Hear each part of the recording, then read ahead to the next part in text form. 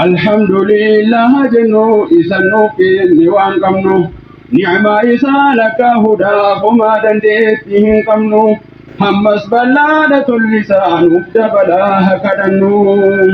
بسم الله جدن جلقا بمقصودا قلبي كيا الحمد لله جنة هفارسنو ربي بيا karaan qulqulluu jedhamu kan namni qabatee deeme milkaa'aa namaa jedhamu karaa nabiin nu dhaame karaa jannaata dhaquudha namni qabateetti waame yaa rabbi nun taasisini nama osoo jarguu jaame ulamaa'iitu nuuf jira kan daawaa nutti godhaaru daawaa isaanii dhaggeeffannee hojjechuu nu haa gargaaru. Erga nabiin keenya du'e jira kana bakka bu'e aarsaa guddaa kaffalanii kunoo dhufeetu nu gahe alhamdulillah jennu isan nu kenne waan qabnu ni'maa isaan akka hudaaf homaa dandeetti hin qabnu hammas bal'aadha tollisaa nuuf dabalaa haa kadhannu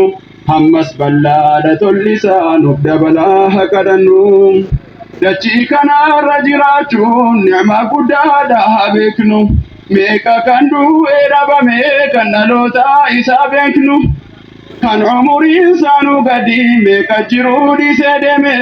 hangafti keenya sedduudha osoo beeknu meeqa dhume kan hangafaatume dhiisii hiriyaa meeqachii qabna ala nagaa keenya taraan qopheeffannee meemal qabna. Beekaadhaaf wallaalaan jedhu miskiinaaf abbaa qabeenya kaan du'eeraa kaan hin jira hunduu akka nafni hin beekna filatee nu jiraachise hin argina hin nageenya alhamdulillah jennu isan nuuf kenne waan qabnu ni'maa isaan akka hudaaf homaa dandeetti hin qabnu hammas bal'aadha tollisaa nuuf dabalaa haa kadhannu. Shari'aan biyyi keenya guutuudha waalleen irranne yaa ummata erga nuti maqaa musliimaa waamamne karaa sunnaa nabii irratti uffata keenya uffanne akkaataa fuudhaaf heerumaa shari'aa keenya gaafanne akkaataa fuudhaaf heerumaa shari'aa keenya qoranne wallaahi nuuma milkoofnaa yoo shari'aadhaan hojjenne. والله نوما ملكوفنا يو شريعة هجنة نبي سانو تيرغو نعمة قدا سانو فكنة الحمد لله جنو إسانو فكنة وانكمنو نعمة إسانك هدا فما دندتي هنكمنو همس بلادة اللسان دبلا هكذنو همس بلادة اللسان دبلا هكذنو jiru rabbiin keessiif kenne bilaa shattaa kinfixini kenna rabbiin keessiif kenne akilma namaan faarsini